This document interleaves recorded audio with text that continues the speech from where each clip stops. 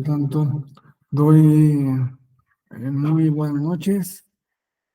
Vamos a comenzar con eh, una clase más del diplomado en, en los problemas de ética judicial, jurídica y judicial. Hoy vamos a ver un tema interesante que es probablemente no corresponde al ámbito estrictamente legal, sino que es una reflexión más general respecto a la ética.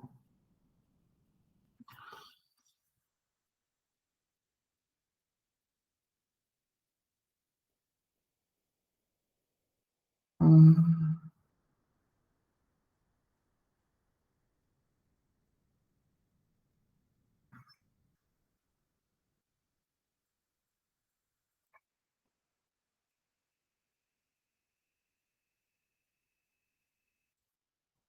Y pues vamos a dar inicio con una presentación que espero, eh, no sé por qué tarda en... Ok, creo que ya todos están viendo la presentación.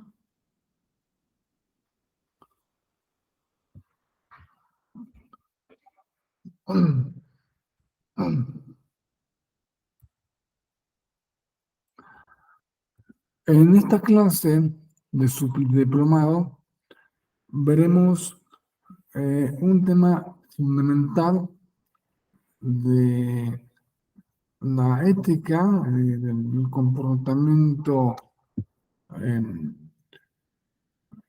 eh, de cualquier persona humana,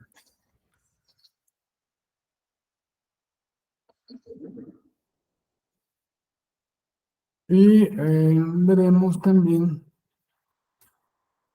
que pues, se relaciona con el modo en que opera la mente humana. Porque la mente humana, decíamos la clase anterior, una de las principales preocupaciones del ser humano, de nosotros, y lo podemos ver todos los días, es en nuestra propia conducta. Es extremadamente lo que más nos importa. O sea, nosotros, cómo nos comportamos nosotros, qué es lo que hacemos nosotros.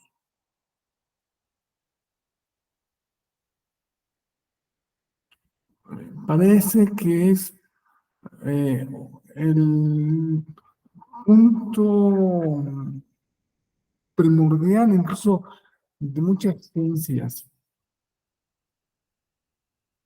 eh, que estudia la psicología, estudia el comportamiento del ser humano desde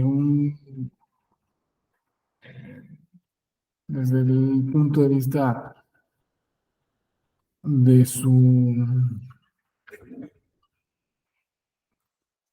eh,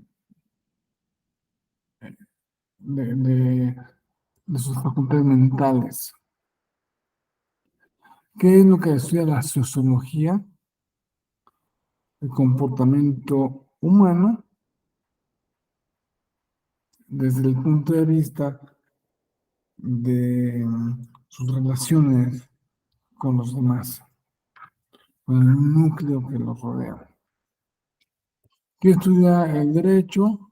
el comportamiento humano desde el punto de vista de los actos jurídicamente relevantes, como vamos a ver enseguida. Parece que, pues, lo más importante para nosotros somos nosotros. Incluso eh, me voy a pensar en una materia que sea totalmente abstracta, matemáticas. Imagínense que ustedes van a la cafetería, bueno, a la cafetería con alumnos, quizá, en la cafetería donde se sirven su café los maestros de la clase de la carrera de matemáticas.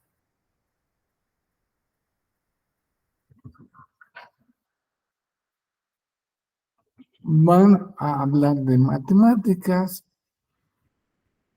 un,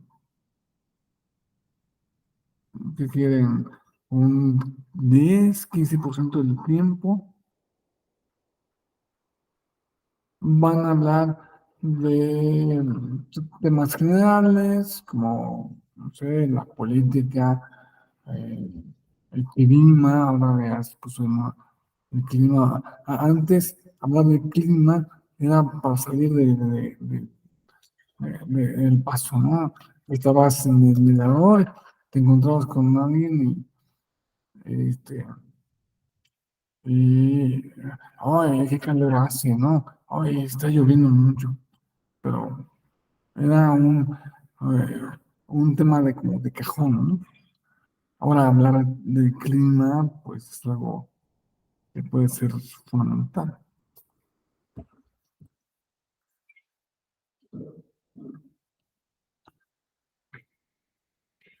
Más del 50% del tiempo se la van a pasar hablando de chismes,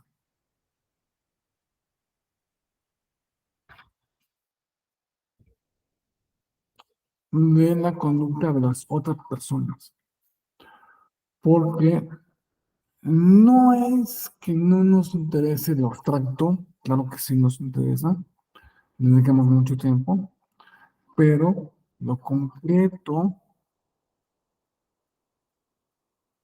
que nosotros sentimos más nuestro, le damos una prioridad absoluta.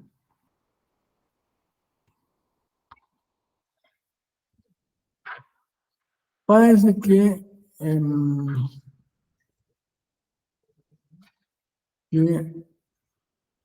hablar o comportar o preocuparnos, o ocuparnos de la conducta humana es algo fundamental y lo es en cuanto a que es una de las formas en que el ser humano se relaciona con su entorno.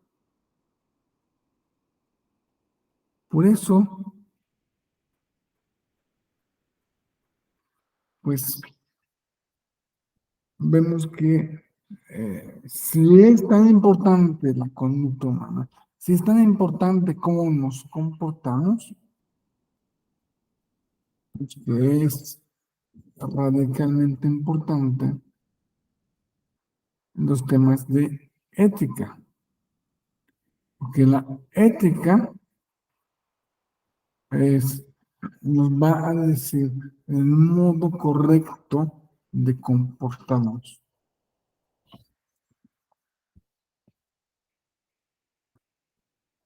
No, hay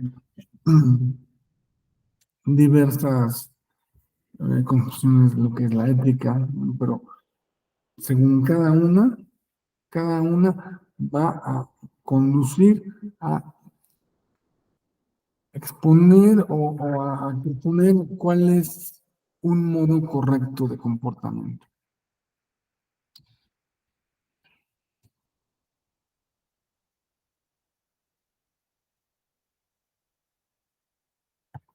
se fija, ahora que eh, nació, apareció la inteligencia artificial, que apareció que una máquina puede hacer casi cualquier cosa que le pidamos. Puede hacer ensayos, puede hacer música, puede hacer chistes, pero todo. Puede hacer cuadros, puede hacer imágenes que parecen en fotos. ¿Qué va a pasar? Lo que podría ser una discusión totalmente técnica, a ver cómo lo hicieron, o cuáles son los algoritmos que están dentro de, o cómo es posible que una computadora tenga capacidad de replicar ciertas, cierto comportamiento, ciertos productos que hace el ser humano, sino que podría ser la, la discusión. Si ustedes se fijan, el 98% de las discusiones son en torno a temas éticos. Oye, ¿y quién nos va a robar el trabajo? Oye, y nos va a robar la información y nos va eh, a traer, va a producir, va a ser posible el engaño, las deepfake, va a ser posible que se desencadene una guerra porque em, un fanático se ponga a construir fotos falsas como con la inteligencia artificial, dándole, eh, acusando a un grupo de personas de hacer algo.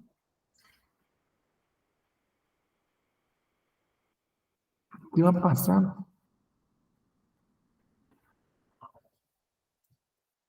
Parece que pues, nos interesa sobremanera la inteligencia artificial en cuanto a su dimensión ética. Bueno, temas tan actuales como son estos que les comento,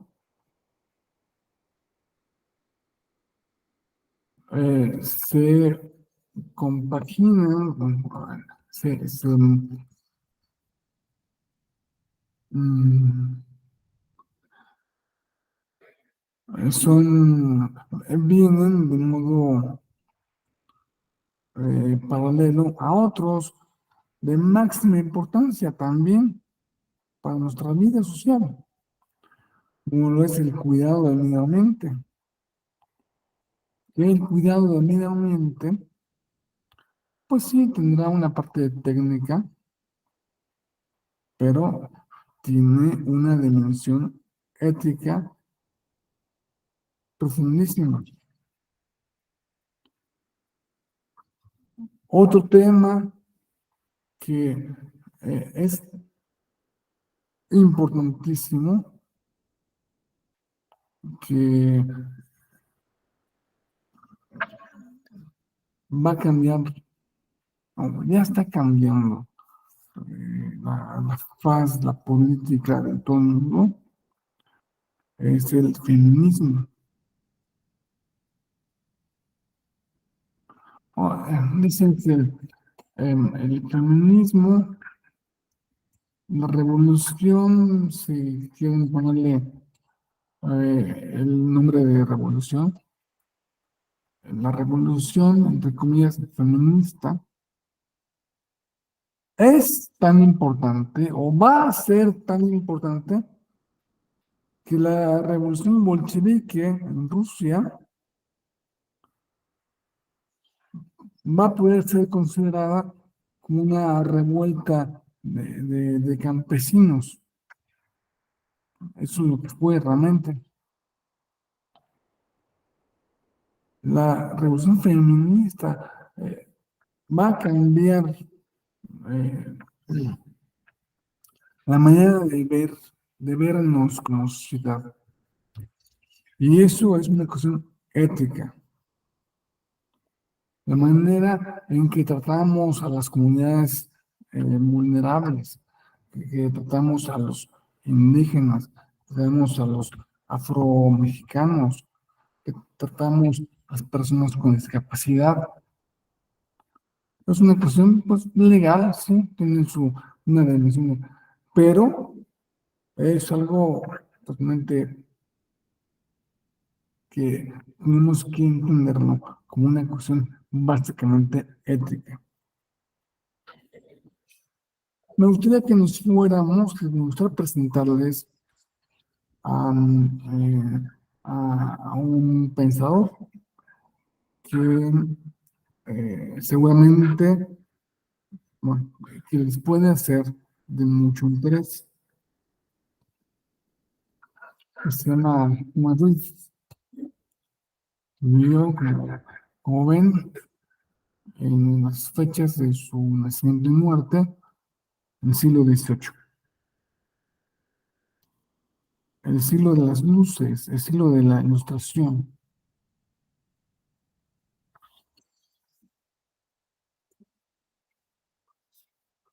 No es muy famoso entre el público hispanohablante, que se conoce muy poco. Sin embargo, entre el público eh, anglosajón es bastante más conocido. Él desarrolló eh,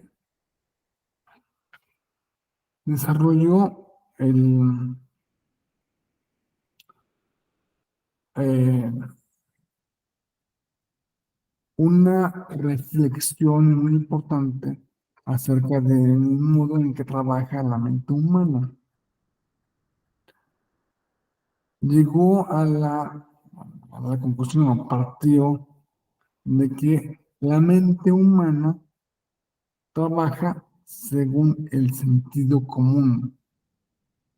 Es, la palabra sentido común y el concepto de sentido común no lo inventó Thomas Reid, es anterior, no muy anterior, pero es un poco anterior. El sentido común lo asemeja a la, a la razón. El sentido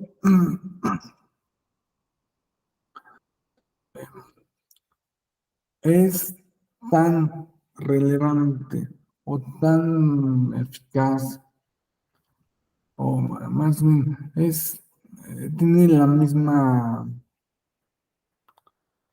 importancia, o debe dársele la misma importancia a la razón que al sentido común. O sea, a un eh, postulado que se eh, realice a través de métodos racionales, por ejemplo, a través del silogismo.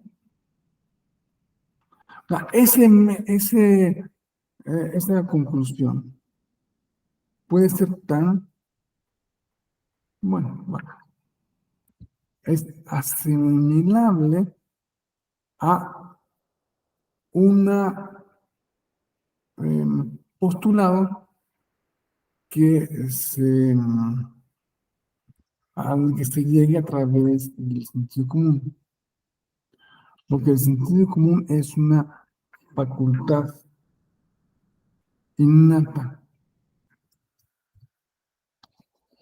Entonces, el sentido común supone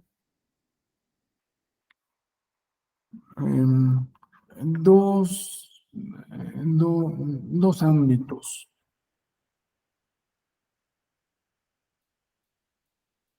Em, Supone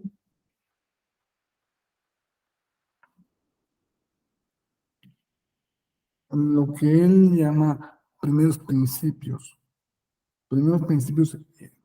indemostrables o autoevidentes. Por ejemplo, a ver, si tú me puedes demostrar racionalmente que tú existes o que ayer estuvo en el pasado o que eh, estás escuchando una clase de alguien diferente a ti, o que tus recuerdos son todos del pasado, no tienes recuerdos del futuro. O sea, esa clase de primeros principios son los principios del sentido común. Pero no solo tiene ese ámbito, sino que también se habla del sentido común como sensatez, como lo que ordinariamente conocemos como sentido común. Como que si yo tengo un bebé, pues no lo voy a dejar en la calle. ¿Por qué? Porque inmediatamente pues, lo atropellan. No voy a hacer eso por sentido común. O sea, el sentido común como sensatez y como primeros principios da origen a, una facultad que es derivada del sentido común, que es el sentido moral.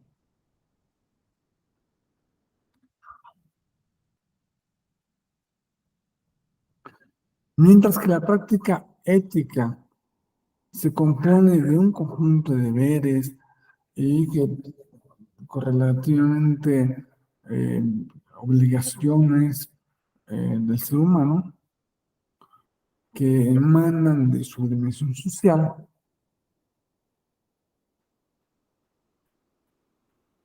Desde el punto de vista jurídico, el moral es la cualidad mental que nos proporciona el conocimiento de la injusticia sobre una norma. Bueno, la relación entre el sentido moral y la ética y la moral y el derecho lo vamos a ver un poco más adelante. Ahora me interesa que nos quedemos con la definición, primeramente, de sentido común. Fíjense que el filósofo lo trata como luz, como una luz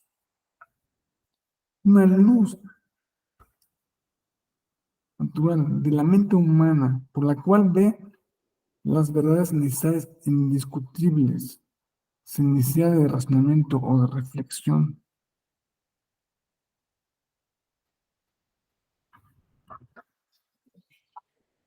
Los son juicios axiológicos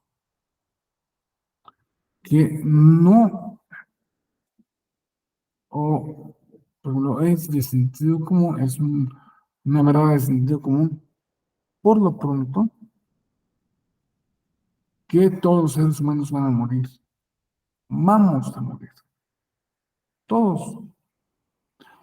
Ciertamente esto se deriva de un conocimiento estadístico, ¿no? Pues sí, porque estadísticamente todos, el 100% de los seres humanos han muerto, todos. Es cierto que a mí no me ha pasado, no me he muerto. Ya, yo no lo puedo decir por experiencia propia, pero sí por un razonamiento estadístico. Porque el 100% de los seres humanos han muerto en algún momento o van a morir en algún momento. ¿Quién sabe qué va a pasar con los adelantos de la ciencia médica que en el futuro prometen extender la vida, un número muy grande de años,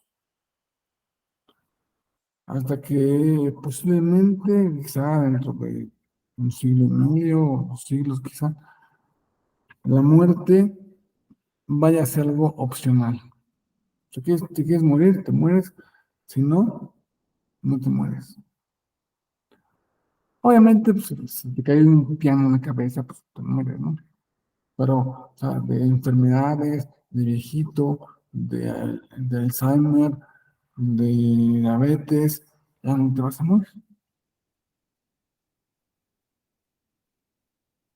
¿Quién sabe, no? Son promesas, eh, pues, quién sabe si vayan a pasar, ¿no?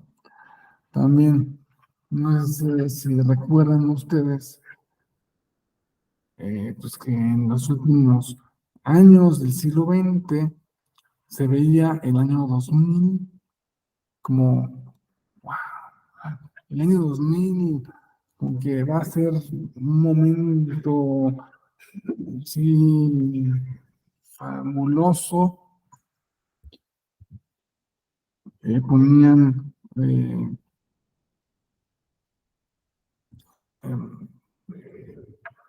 dibujos de cómo iban a ser las ciudades en el año 2000, que iban a tener grandes domos de cristal con un clima perfectamente controlado,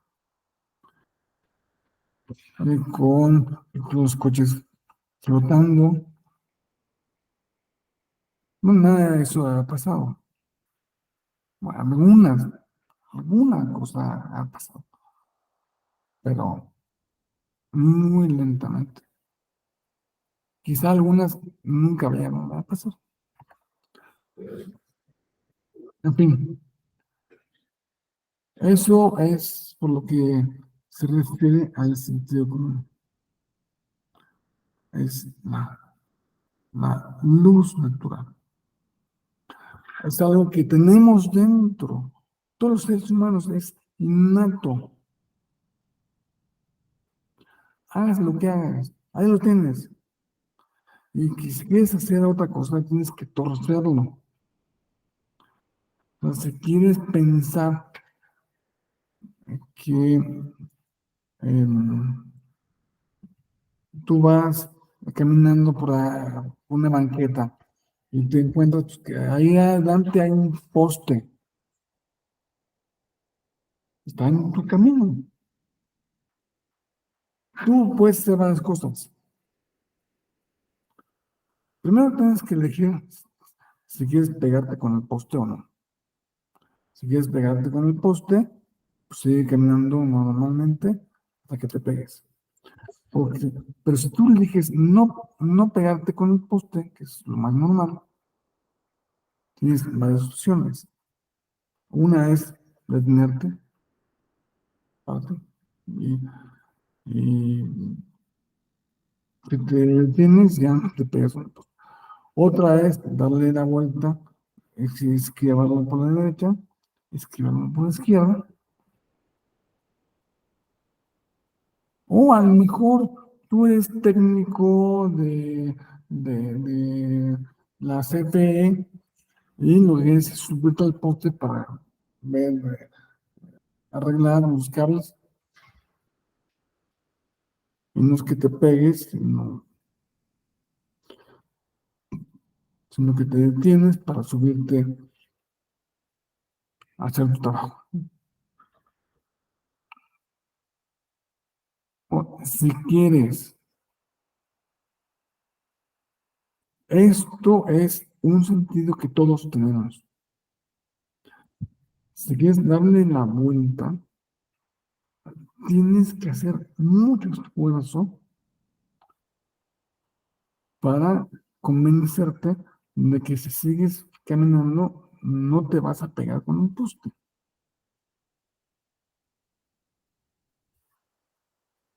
O sea, es un del tipo de cosas que exigen eh, eh, distorsionar tu manera de ver eh, el mundo, la realidad. No sé si veíamos la clase pasada que todos tenemos al igual que el sentido común, todos tenemos un sentido moral. Y esto lo dice Reid también, lo define como la facultad natural del hombre, acá, hombre como especie, ¿no? Ser humano, por el cual distingue el bien y el mal, y estima y lo estima como tal, sin necesidad de razonamiento o de reflexión. Tú sabes que matar a tu hijo, pues, como que algo te dice que no está bien. Tienes que forzar para que, para ponerte una mano en los ojos y decir, no, no importa, yo voy a matar a mi hijo. Tienes que, tenemos todos un sentido, incluso hasta Putin tiene su sentido moral. Ya con eso le digo todo. O sea, un tipo así, un asesino criminal, como lo es Putin,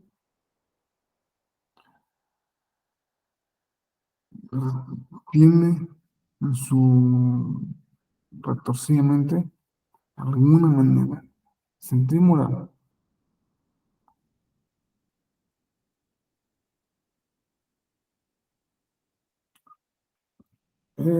El sentido moral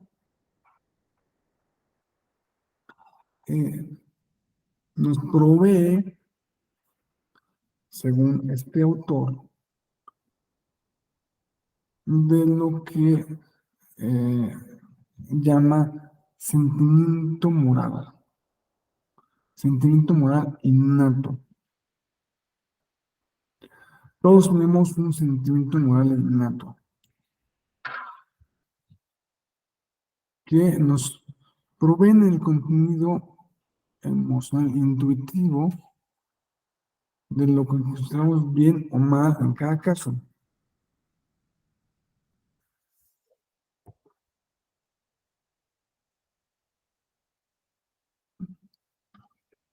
Esto es, eso es, no es relevante porque es el- más o menos lo mismo que Kant llamaba buena voluntad. Pero si la buena voluntad de Kant, que según Kant es lo único bueno, lo único absolutamente bueno en el mundo mundial, es más o menos en Reed, en, el sentimiento moral innato. La diferencia es que en Kant es algo totalmente cerebral, abstracto, sin ningún contenido, y el sentimiento moral, innato que provee del sentido moral, pues es una cosa que pues eh, nos provee intuitivamente, con, con intuitivo, quiero decir,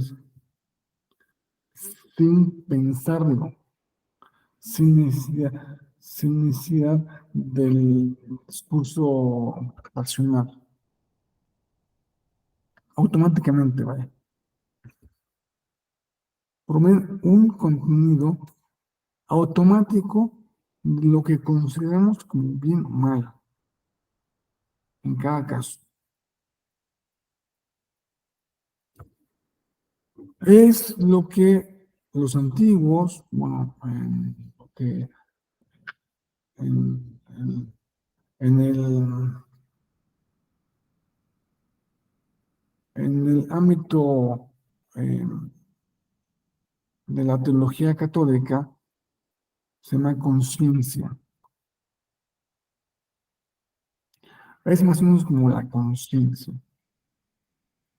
La conciencia se parece más a esto, al sentimiento moral innato que escribe Reed, que a la buena voluntad de Kant, que la buena voluntad de Kant es solamente una estructura cerebral, ¿no? Mental. Esto, más que, bueno, aparte de tener una estructura, tiene un contenido, nos da el contenido a cada caso. Es lo que nos dice en cada caso qué es lo bueno, qué es lo malo. O sea, no está divorciada del contexto real y lo podemos ver y lo podemos sentir, lo hemos sentido muchas veces, si no es que todos los días, si no es que muchas veces al día. Muchas veces al día actuamos según nuestros sentimientos morales innatos. Y esto viene a ser una cosa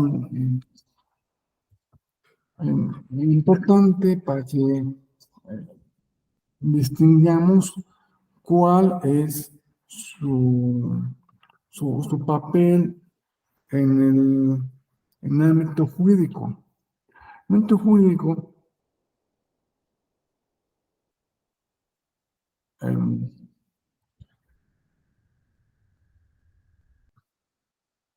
eh, el derecho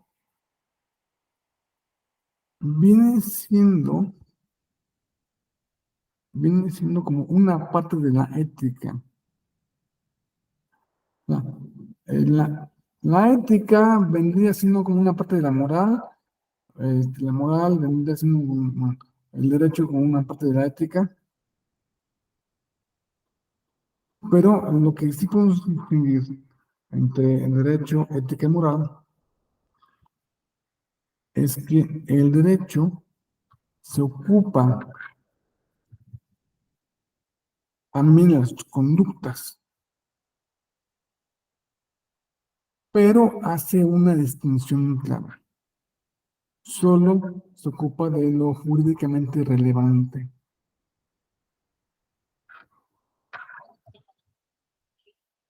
Solamente de lo jurídicamente relevante.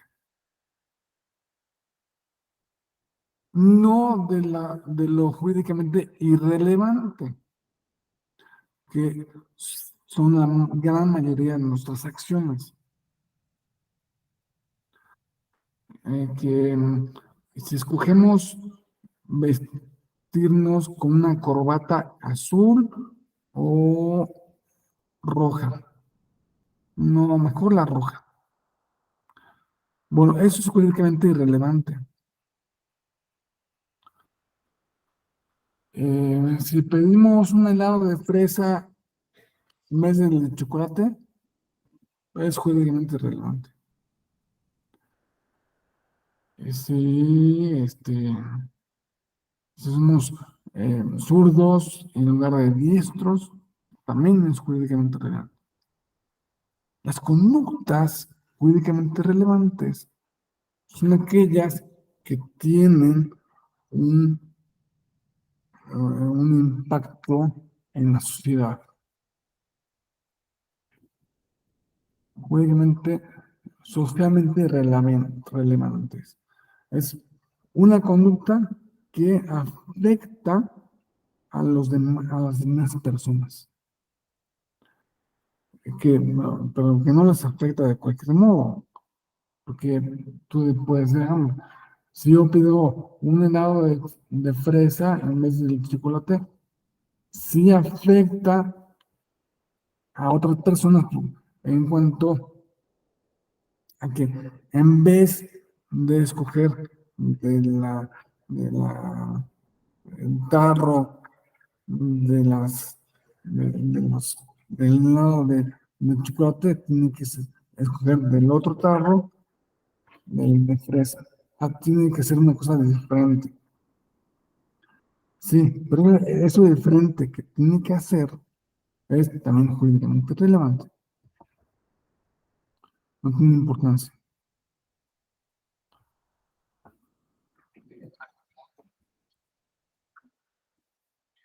Vemos que la sociedad, lo que es importante es lo social, lo que tiene impacto en la convivencia social.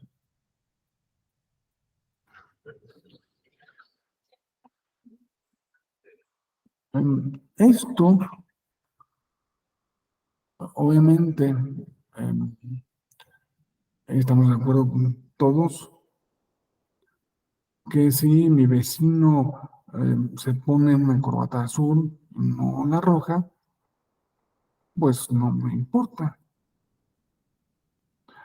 Pero si mi vecino no me paga el coche que le vendí, ahí sí es públicamente, oye, ¿cómo que no me pagas? Es más, te voy a demandar para que me pagues. Voy a movilizar toda la estructura del Estado para que tú modifiques tu conducta o realices otra conducta diferente que sea jurídicamente relevante para mí.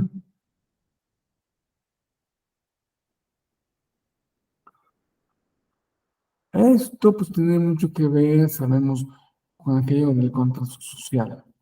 O sea, vivimos en una sociedad porque supuestamente de modo libre, el liberalismo nació después del racionalismo, es una cosa muy clara. Libremente decidimos vivir en sociedad. Libremente. De esa manera, de ese modo tan libre, celebramos un contrato social, el cual, pues, hay un libro de Rousseau que se llama Contrato Social, pero nos equivocaríamos si pensamos que Rousseau inventó la idea del contrato social. Es mucho más antigua. Y puede remontar a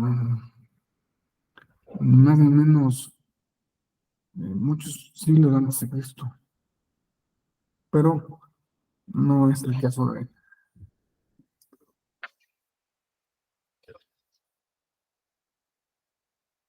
todos vivimos supuestamente de modo libre en una sociedad.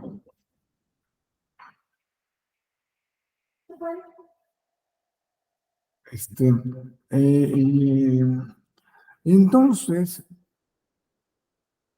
por eso mismo, hay cosas que hacemos que le importan a los demás. Hay cosas que hacemos que no le importan a los demás. En ese sentido, la ética, por ejemplo,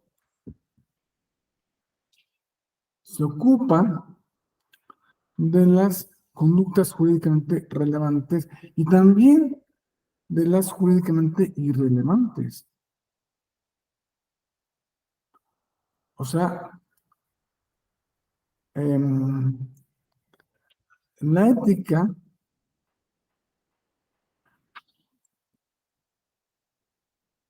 no es exactamente lo mismo que el derecho en cuanto a que el derecho se ocupa eh,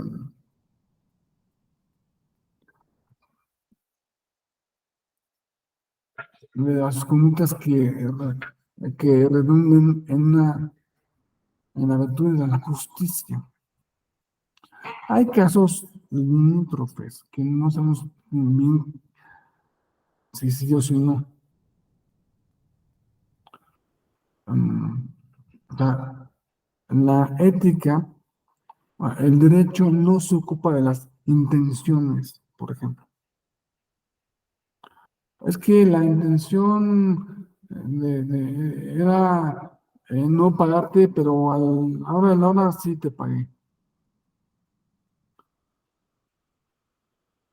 No, pues, si tu intención era esa, pero si tu acto finalmente fue pagarme, con eso no es suficiente. No me importa qué maraña mental haya pasado en la mente de mi vecino. Lo que me importa es que me pague. En cambio, en términos éticos, sí importa los actos mentales también son relevantes para la ética. Decía que hay momentos limítrofes porque, por ejemplo, vamos por ejemplo de que yo quiero matar a mi vecino, ¿no? Voy, no me pago, lo quiero matar. Pues agarran una pistola, voy a su casa, me meto y le pongo un par de balazos. Pero resulta que ya estaba muerto, que ya le había dado un infarto una hora antes. Y lo que vi era el cadáver y creí que era mi vecino vivo. Ahí se puede castigar la intención de la persona que fue a matarlo, pero no lo mató porque ya estaba muerto. Bueno, son cosas discutibles que aquí no lo vamos a ver. em, Definitivamente. Ahora me gustaría hacer una distinción entre ética y moral. La ética, la palabra ética viene de ethos, que en griego significa costumbres. La moral viene de la palabra mores, que significa costumbres. O sea, es lo mismo. Sin embargo, con el paso del tiempo, se ha entendido, o sea, sobre todo después de la época moderna, se ha entendido que la moral es algo más relacionado con algo religioso,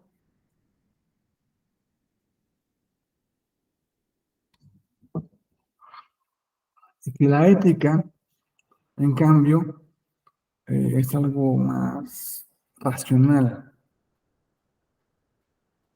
Pero vamos a decir que pues, más o menos vamos a darles la misma dimensión, ética y moral.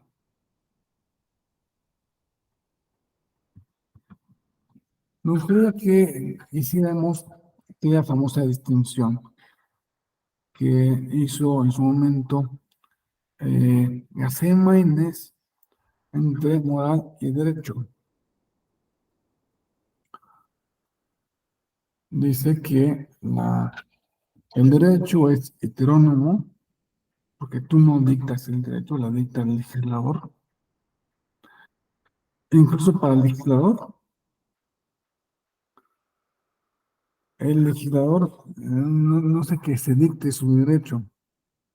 O sea, el diputado, ahora a la hora que vota a favor de una ley,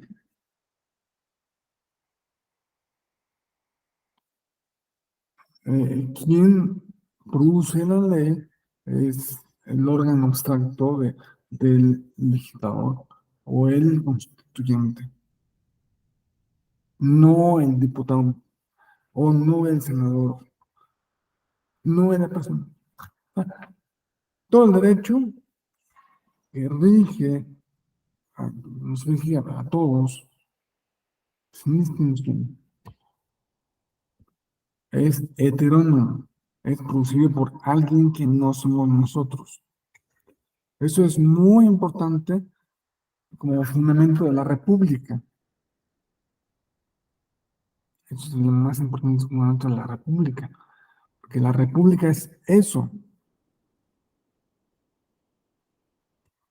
En un régimen monárquico, el que da la ley es el monarca y él no está sujeto a su ley, porque él dicta la ley que se le antoja. Entonces, bueno, pues,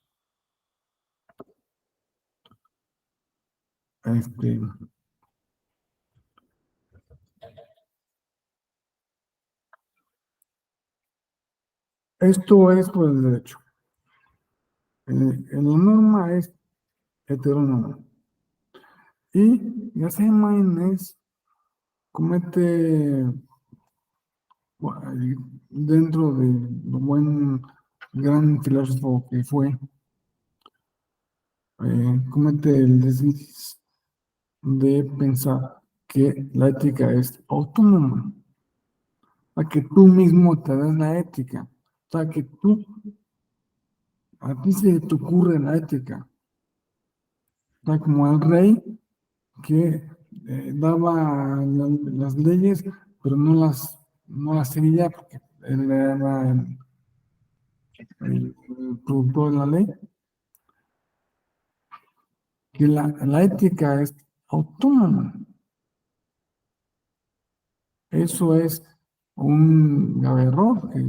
La ética, claro que no es autónoma. La ética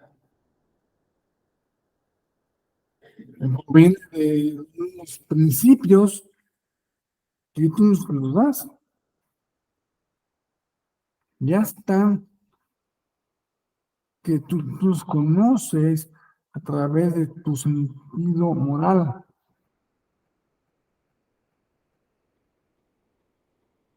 O, em, y, en fin. Dice que el derecho es coercible, pues sí, la mayoría de las normas, algunas normas son coercibles, ni siquiera todas. Porque, a ver, ¿cuántas leyes hemos leído que tienen un artículo que dice, para efectos de esta ley, se entenderá por secretaría es la Secretaría de Hacienda y Crédito Público. Banco es el Banco de México. Bueno, este artículo es coercible, o más bien, su coercibilidad se tiene que entender como parte de un sistema que puede ser, ese sí, coercible. Bueno, con esas dudas de teoría de la norma,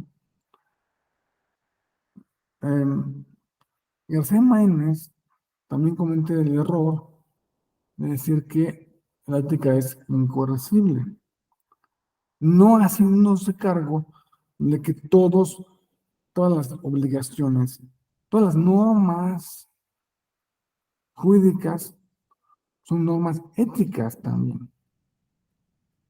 Y por la parte de lo jurídico, pues también toca la posibilidad. Entonces, no la tenemos. El derecho es invariable, porque bueno, claro que sabemos que el derecho constantemente cambia y que nuestra constitución ha tenido como 700 reformas y que constantemente surgen, que el derecho oficial de la federación tiene normas y normas y normas. ¿No? ¿Dónde está la invariabilidad?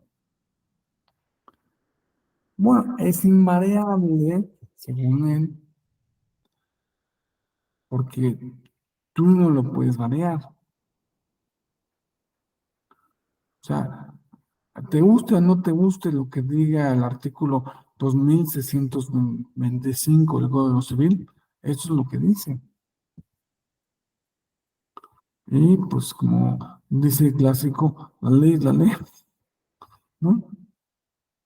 No me salgan con que la ley es la ley, pues aquí no me salgan con que la ley es invariable, no me salgan con que la ley es para todos, no me salgan con que la ley también me aplica a mí. Vemos como algunos políticos que llegan a ser el presidente, máximo dirigente. Bueno, en este país hemos tenido tlatoanes, virreyes, emperadores y presidentes. Y los virreyes han actuado como tlatoanes, los emperadores han actuado como virreyes y los presidentes han actuado como emperadores. Y eso es una realidad, muy triste que ojalá algún día se termine. Y la ética dice que es variable. Pues como yo me dicto la ética, o sea, como yo digo que me gusta el helado de fresa más que el chocolate, pues es variable y para él, ¿no? Para él es la ética, elegir entre un helado de chocolate y uno de fresa. Y obviamente que es una incomprensión de lo que es la ética. La ética es una cosa mucho más, muchísimo más amplia. Y el último error que comete este gran autor es afirmar que el derecho se compone de reglas y la ética se compone de principios. Bueno, ¿saben? Se ve que pues es un autor de, de mediados del siglo XX, porque si hubiera sido un autor de 1985 para acá, obviamente hubiera incluido a los principios como una parte fundamental del derecho, no solo las reglas.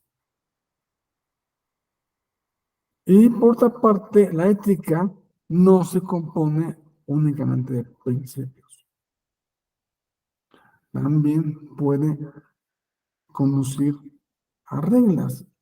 Y también, de hecho, todos los días, cada momento nos da una regla que debemos seguir. Oye, no tienes que hacer esto, no tienes que llegar tarde a tu casa, no tienes que hablarle feo a tus hijos, no tienes que hacer, ¿no?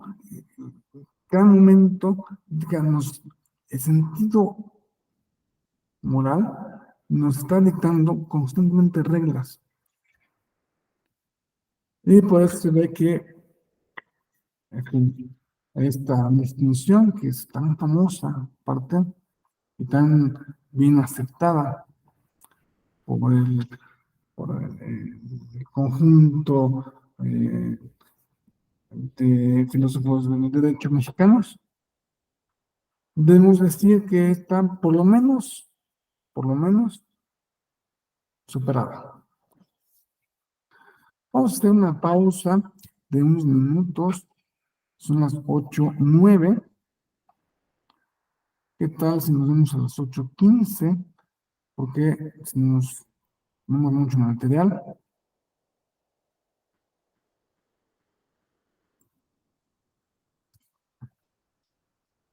tenemos mucho material y nos vemos aquí a las 8:15.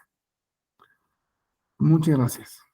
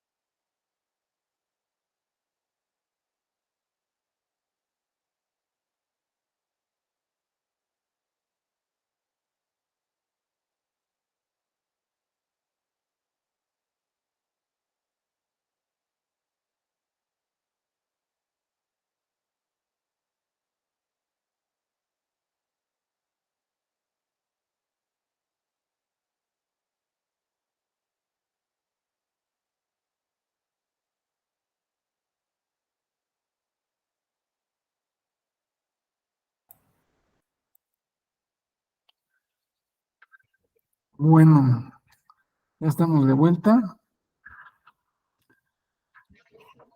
Este,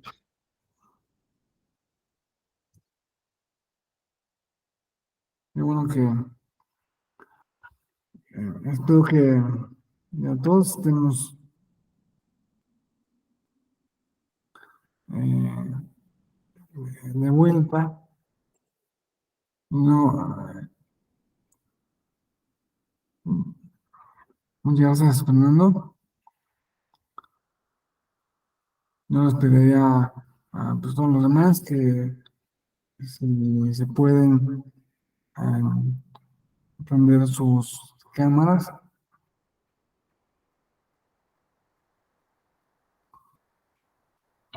Este, bueno,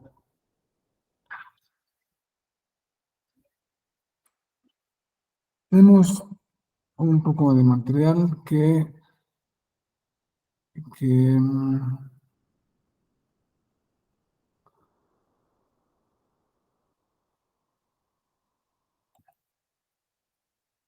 vamos a verlo ahora mismo.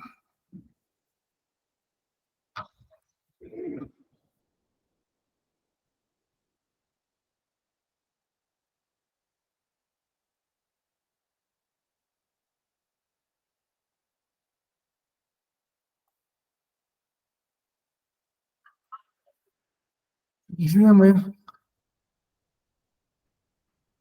hablamos de para acá y para allá y todo el mundo habla de la ética, de lo bueno y de lo malo. Y ahora con la película de Oppenheimer, todos somos expertos y nos vamos a opinar que si estuvo bien, que si estuvo mal, que la bomba nuclear, que si no lo debió haber hecho, que sí, que no. Todos opinamos, todos me gusta opinar, porque es algo que realmente no pasa de moda, se aplica en todas las circunstancias. Digo, claro que hay interpretaciones, pero es válida universalmente.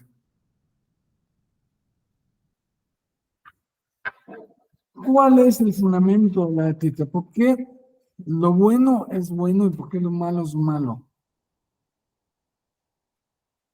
No es que se me ocurra, no es que sea un criterio eh, totalmente arbitrario, aleatorio. Esto es bueno. Ahora, ¿te imaginas una pingüe? ¿Va a ser malo o bueno? Malo, ¿qué es bueno? Malo, bueno, malo. No. Hay alguna razón, hay alguna razón. Esa razón debemos buscar cuál es, cuál fundamentos le ha dado. Y podemos decir que a través de los siglos, vamos a simplificarlo mucho, no es exactamente así o no es únicamente así. Tenemos dos eh, perspectivas. Una es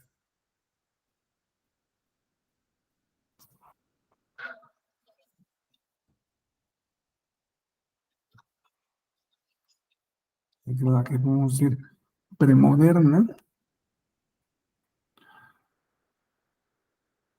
y otra es la moderna.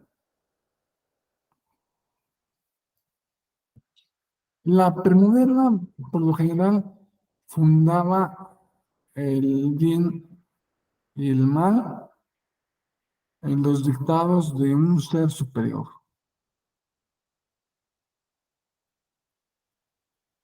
Todo giraba en torno a ese ser superior.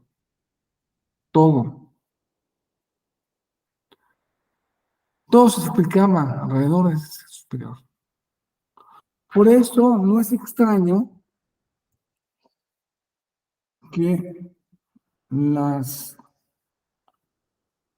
eh, eh, en la época premoderna prevaleciera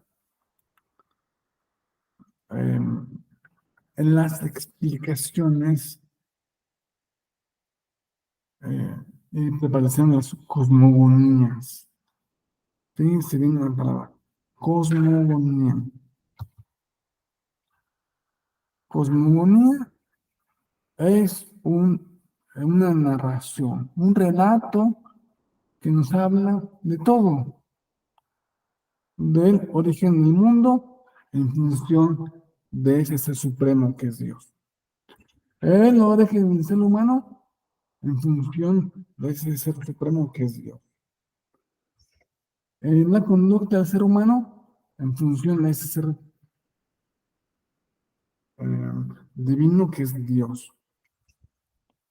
Lo curioso es que si ustedes se fijan, todas las comunías, todos los orígenes del mundo que plantean todas las mitologías en todas las culturas antiguas, no, antiguas,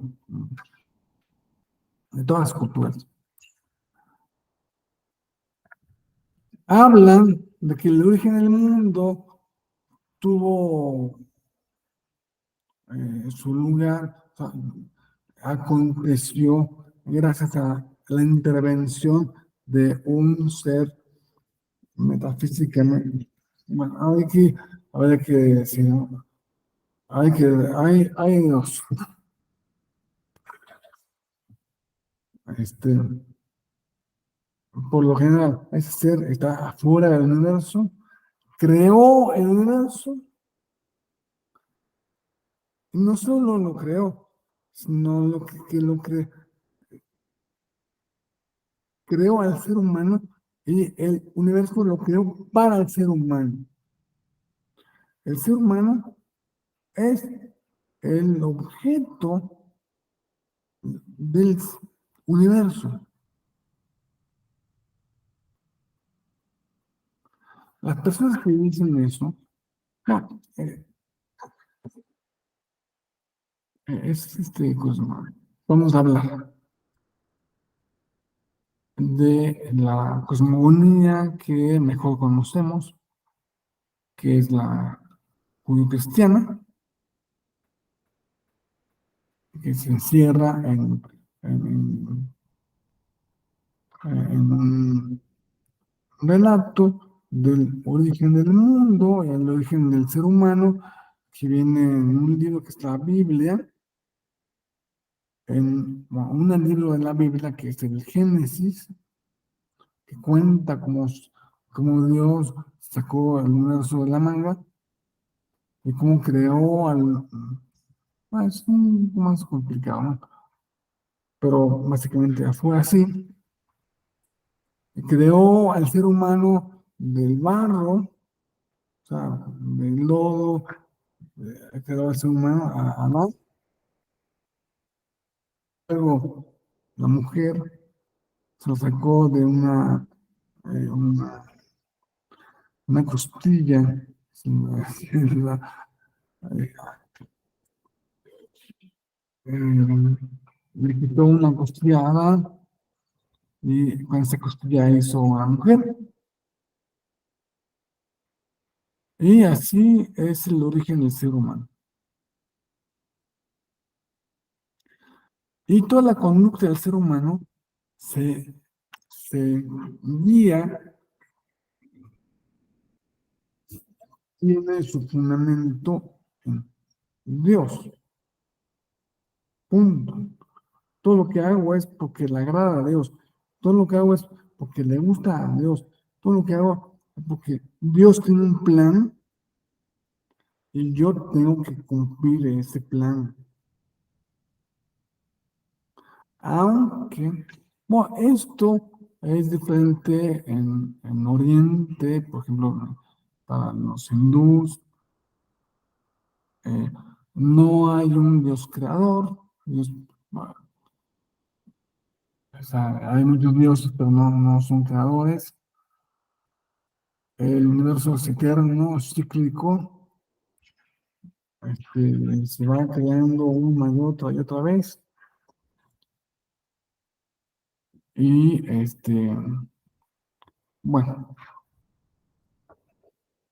la conducta del ser humano también debe, eso sí, es igual, debe ajustarse a los mandatos divinos.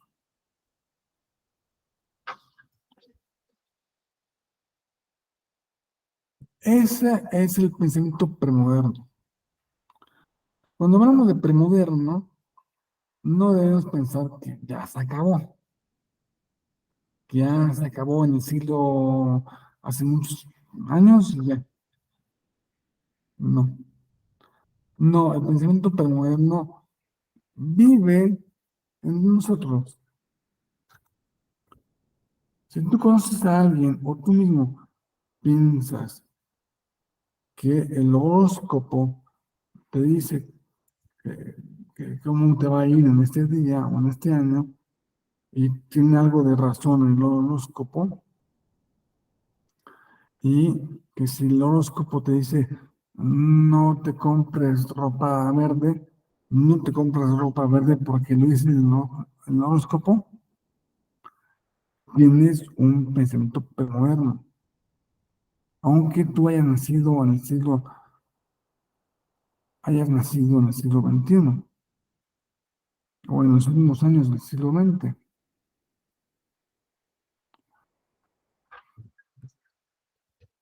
En fin, lo que sí es que podemos distinguir las la cosmogonía que, que explica todo el mundo según para los antepasados, y no solo para ellos, sino para muchos actuales, es muy diferente a lo que pasó como un producto del racionalismo, como producto de la ciencia moderna. Eso es el pensamiento moderno. No tienen cosmogonía. O sea, el pensamiento moderno no, no propone una cosmogonía, no propone una creación del universo en manos de Dios, no propone tampoco que el universo sea infinito, que sea cíclico. No, es una cosa que es una hipótesis que podría ser, podría comprobarse, pero hasta ahora no hay, no hay elementos empíricos para pensar eso. En vez de cosmogonía, tenemos cosmología. Y la cosmología es así, nos habla del origen del universo. La cosmología em, este, pone el origen del universo en lo que la ciencia puede decir que fue el origen del universo, que pues a lo mejor fue el Big Bang,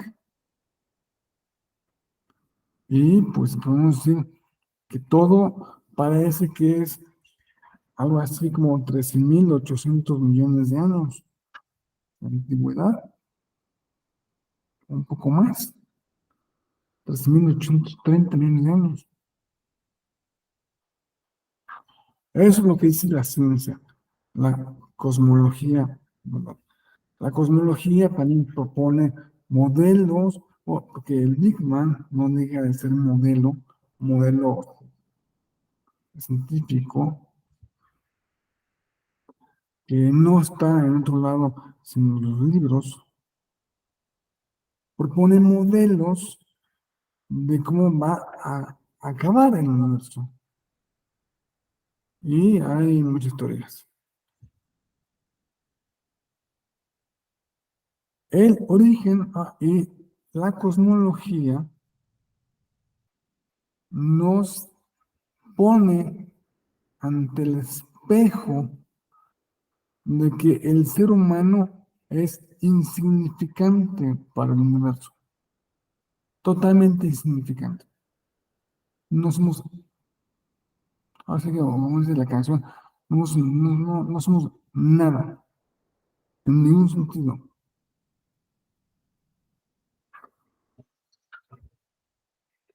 El origen del ser humano, en cambio, la ciencia lo explica de otro modo. No tenemos la cosmología, no tenemos la cosmología, sino la biología evolutiva, que nos habla el origen de todas las especies, el origen de del primer ser vivo, que le ponen el nombre de Luca, em, este, que significa algo así como em, last universal common ancestor, o sea, el último ancestro común universal, era una bacteria. Bueno, y la conducta del ser humano no la trata tanto la moral, la ética. Bueno, sí la trata. La moral y la ética no dejan de estar presentes. Pero la conducta del ser humano ya no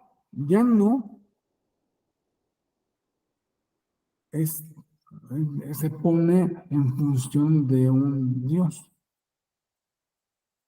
de una misión divina, de lo que tu karma te dice que debes. No, no.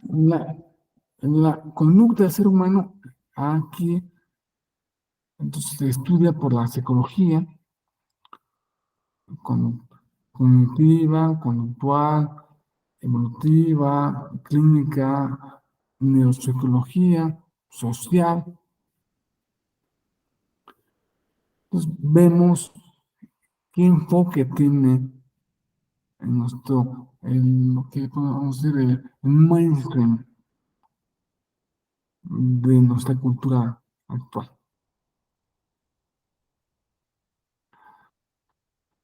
Entonces, ¿dónde queda la ética? ¿Dónde queda la ética ahí eh, en esa explicación científica del mundo? ¿Dónde? Tenemos que ver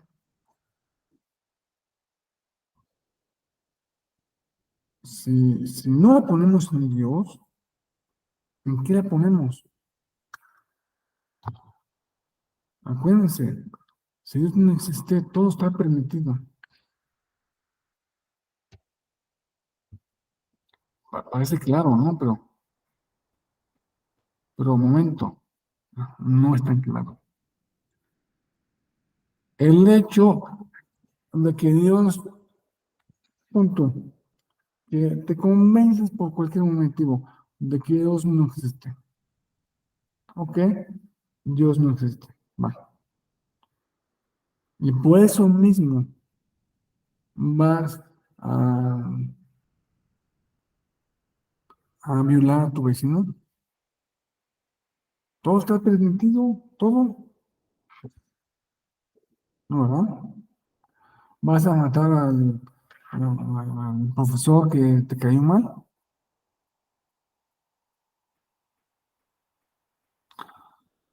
Vas a dejar de pagar impuestos.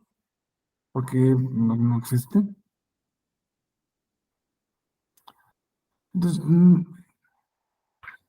no es tal. Aquí tenía unas gráficas que redundan un poco en lo anterior.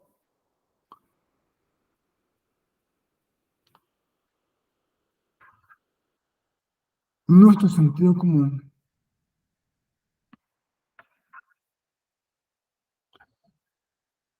El sentido común tiene una parte teórica, como veíamos, una parte, eh, lo que se refiere a la facultad mental, también es teórica. El sentido moral es algo teórico, pero conecta el sentido moral con algo práctico, con el derecho y con la ética.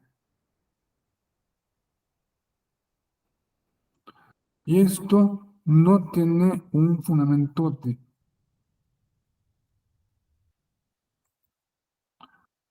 este, esta parte de, de sentido común que fue ha sido entendida en primer lugar desde un punto de vista teórico, se conecta con lo práctico, con la ética, con el derecho.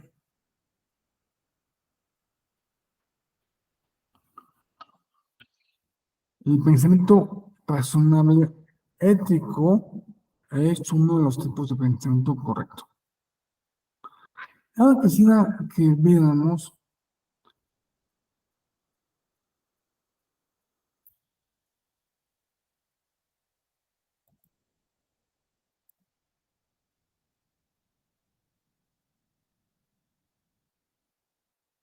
mm,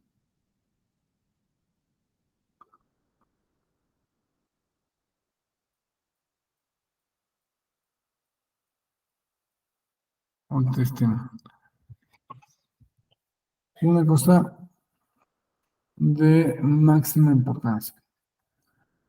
Ustedes les he venido diciendo que la ética es una cosa que está presente en todo momento, para todos los casos. ¿Por qué? Porque la persona humana tiene muchas dimensiones.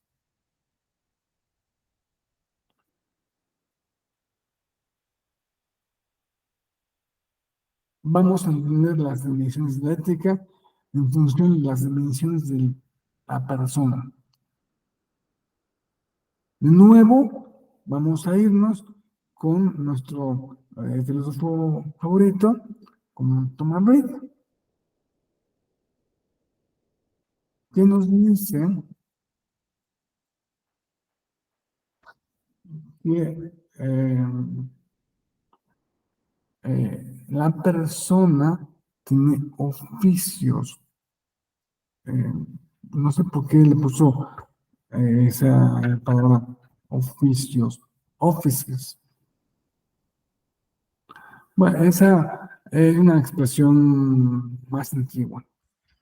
Y quiere significar que todos tenemos muchos y diferentes roles en la vida. Somos abuelos, abuelas, empleadas, empleados, primas, primos, madres, padres, hijas, hijos, madrinas, padrino, vecino, tío, en fin. Esos son los roles que cumplimos en la vida. Aquí le añadí un poco más a lo que él menciona, pues, particularmente, pero se puede alargar esta lista. Creo que no les gustaría al filósofo en ese sentido. Los oficios humanos, las maneras en que nos comportamos ante la sociedad son, por ejemplo, legislador, autoridad, litigante, académico, estudiante, militante de un partido político, director presidente de un partido, notarios, observadores, extranjeros, observadores nacionales, público en general. O sea, esto se aplica a la vida electoral. ¿Cuáles son los oficios en la vida electoral?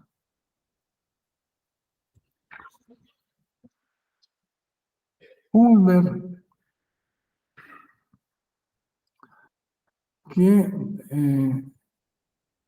no nos podemos quedar solo ahí, que los tenemos que extender aún más, mucho más, por actividad profesional. Los choferes, los policías, los meseros, los presidentes, los periodistas, los campesinos, los cocineros, los actores, los deportistas, los choferes, los jueces, los consejeros, etcétera.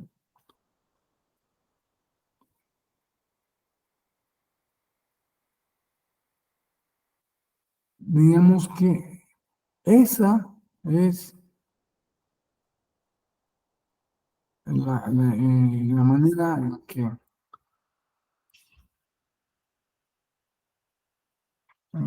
en que podemos definir los distintos roles.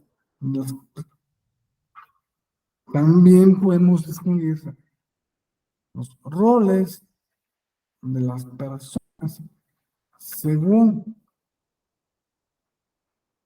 otro criterio, según el criterio de, pues, eh, personal, social, personal, empresarial, política, global,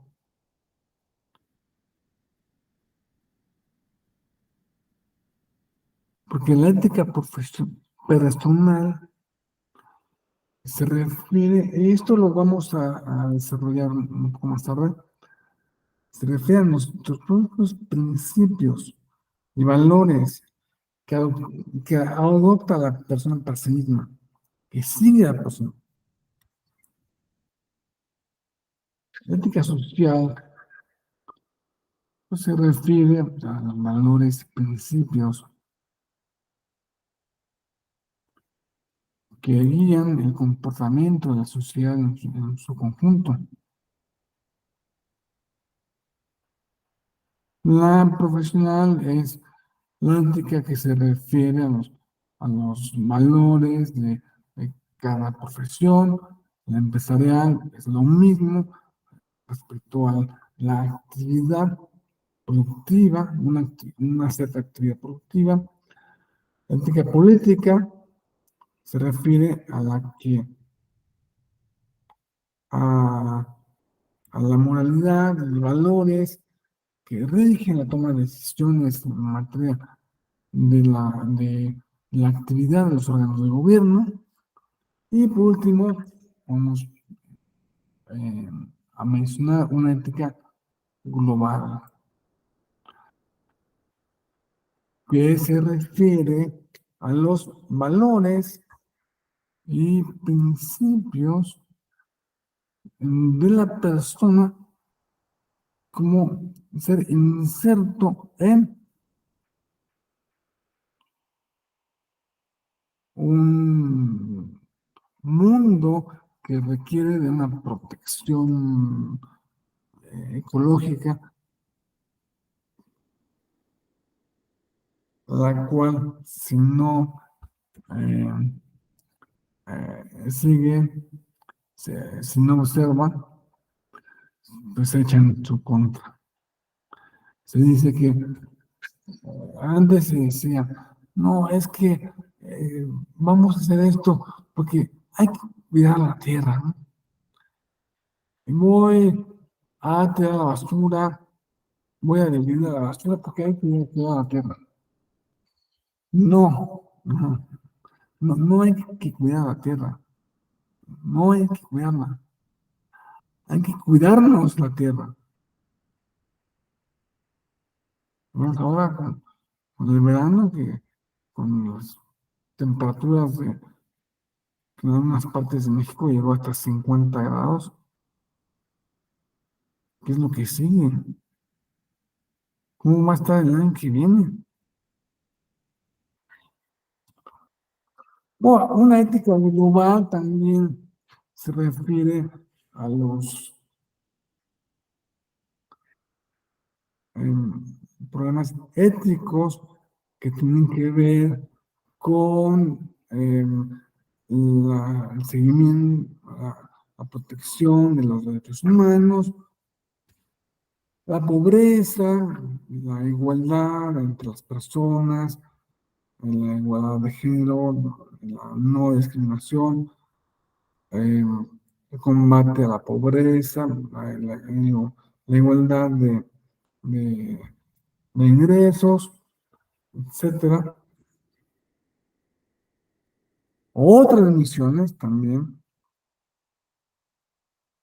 otra acepción de dimensiones de la ética, la encontramos en dimensión normativa, descriptiva, axiológica, metaética y aplicada. La normativa, pues es algo que paradójicamente la ética no tiene una expresión que en sí misma tenga que expresarse a través de unas normas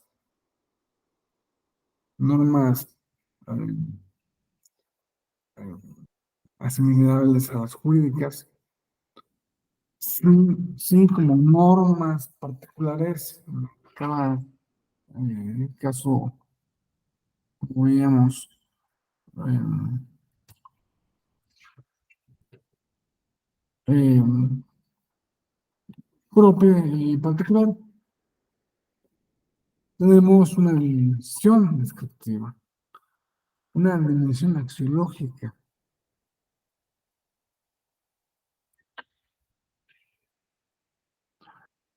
En esta dimensión axiológica nos estamos refiriendo a los valores que se consideran axiomas indemostrables, que son, o sea, que no hay duda que son así porque son así. Otra dimensión es la metaética, es en la dimensión en que encontramos el fundamento, los fundamentos de la ética, y por último, una dimensión aplicada. Me gustaría hacer una última reflexión. Estas, las que he descrito, son las dimensiones de la ética, que como vemos coinciden con las dimensiones del ser humano. Del ser humano principal, en primer lugar, instaurado en sociedad. ¿Qué rol social toca? pero también debemos entender a las dimensiones de la ética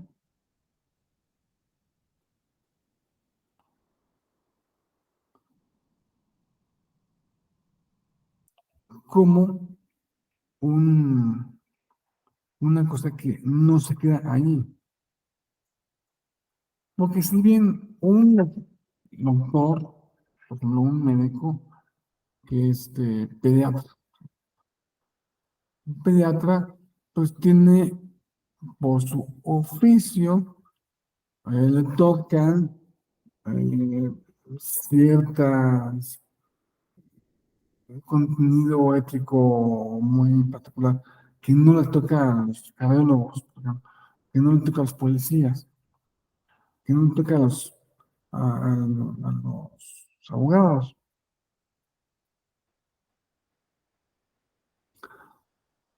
Es doctor, a la vez es vecino, hijo, abuelo, padre, empleador, eh, en todos los roles va cumpliendo, va asumiendo ciertas obligaciones morales que le dicta la ética en cada caso diferente.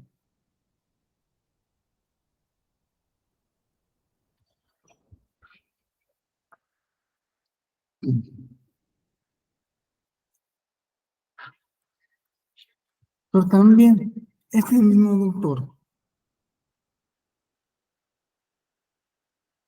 que es buen doctor, que cumple con todas las leyes morales, todos los estándares morales que se esperan de él, como doctor, como padre de familia, es intachable, no, no, como empleador, sin duda que es le paga bien a su secretaria, no, no espía, nada, nada, muy bien como debe ser. Le, le proporciona el seguro social, todo lo que debe de proporcionar. Pero ahí no se quedan. Aunque cumplan las normas éticas de cada uno de sus roles, no es suficiente.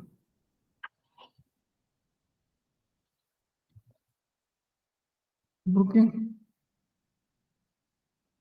Porque, pues no. Aparte de sus roles, puede ser que tenga muchos, pero muchos otras facetas particulares que no constituyen precisamente un rol,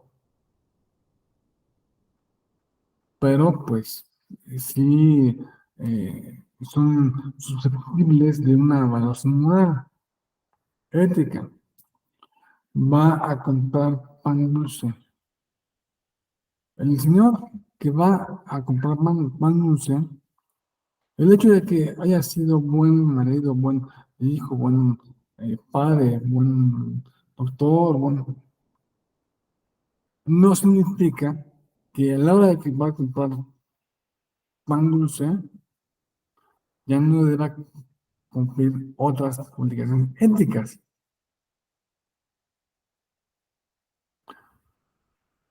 ¿Cómo verían a alguien que manosea el pan, que se come en partes de conchas y lo tuve todo para ahí, ¿no? O sea, eso, por supuesto que, o sea, humanamente se ve mal, y éticamente no, es incorrecto. Aparte de que tenemos muchas actividades diferentes, la misma persona tiene muchas actividades diferentes, la misma persona cumple muchos actos que son susceptibles, insisto, de valoración ética y moral. Desde preparar el desayuno, elegir la ropa que se va a poner, interactuar con un cajero, esperar el autobús, eh, ceder el asiento en el autobús a la viejita. Son el saludo amable a la persona, recordar los nombres de las personas que, que- que trabajan con nosotros. Son cuestiones que pueden implicar que las dimensiones de la ética sean, no voy a decir infinitas, pero sí inacabables, inconmensurables. No puedo decir, hay 52 dimensiones. No, no, no. Hay tantas dimensiones como actos conscientes tienes. Bueno, es cierto que no es lo mismo eso que les acabo de decir, eh, eh, cederle el lugar a la viejita en el camión, que las obligaciones éticas que derivan de mi actividad como profesionista. O sea, son cosas diferentes.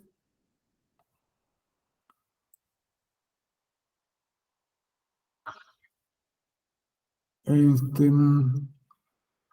en cuanto a que esos roles denotan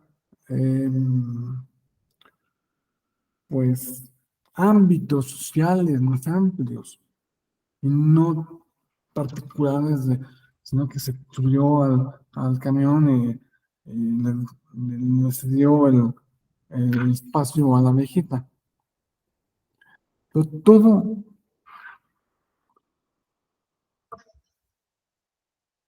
uno es,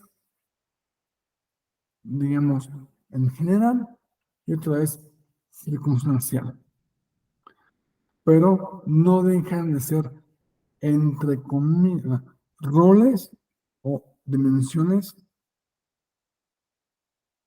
que se pueden, bueno, eh, que se amplían a todos y cada uno de los actos conscientes de los que somos autores.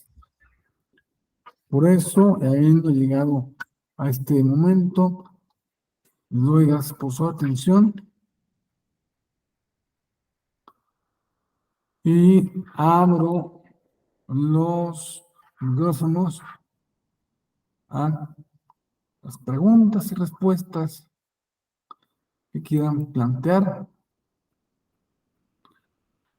cualquier comentario, cualquier aclaración, cualquier opinión que tengan ustedes al respecto, será bienvenida. Algo, una historia que les haya pasado. Maestro, yo tengo una pregunta. Fernando, En las dimensiones en las dimensiones de la ética pueden tener como subdimensiones. Ya ve que decía como la dimensión ética política. Ahí en ética política puede ser como política de gobernante o política de administración política. Me quedó como esa duda. sí, sí, sí, claro. No, no serían Sí, es que como lo que todas, todas son como subcapítulos de una ética general. O sea, la ética que deben observar los policías, pues igual no es la misma ética que deben observar los, mes-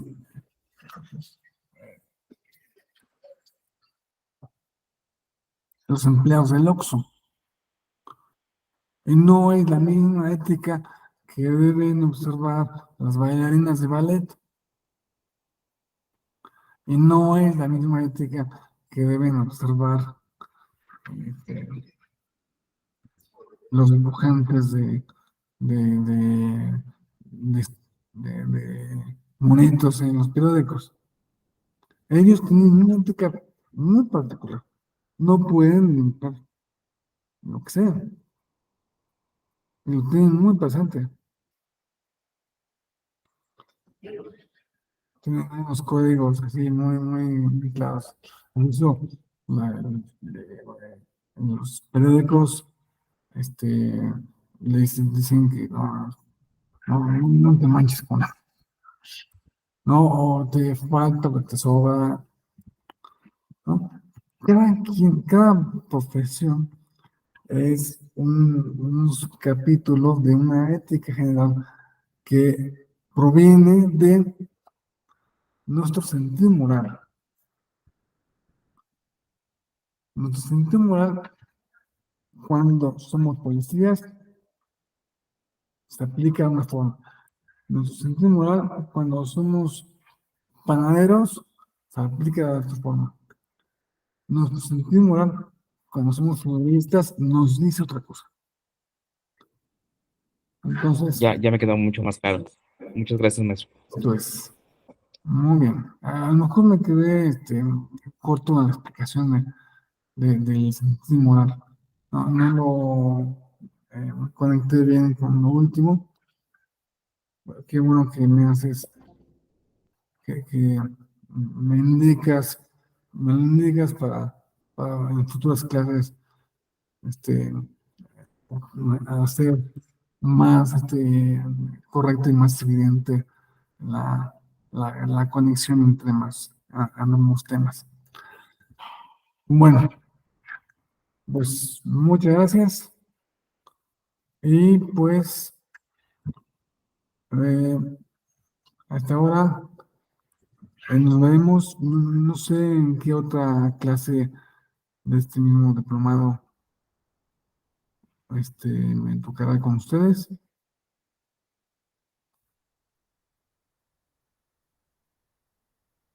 Ahora que lo sospecho, ahora, sospecho una cosa.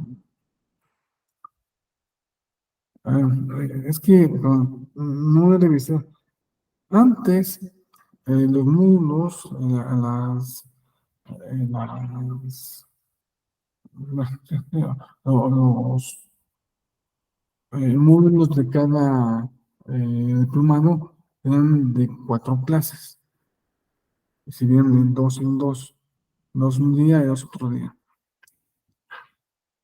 Pero he visto que ha habido una reforma de los planes de estudio y como que se ha achicado a que se reduzcan a 2 clases, cada módulo a 2 clases.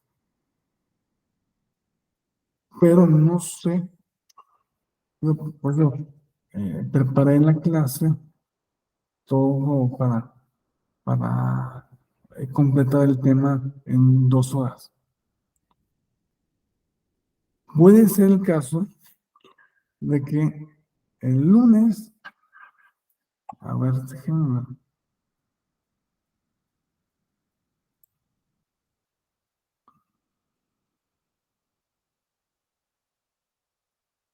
Mm,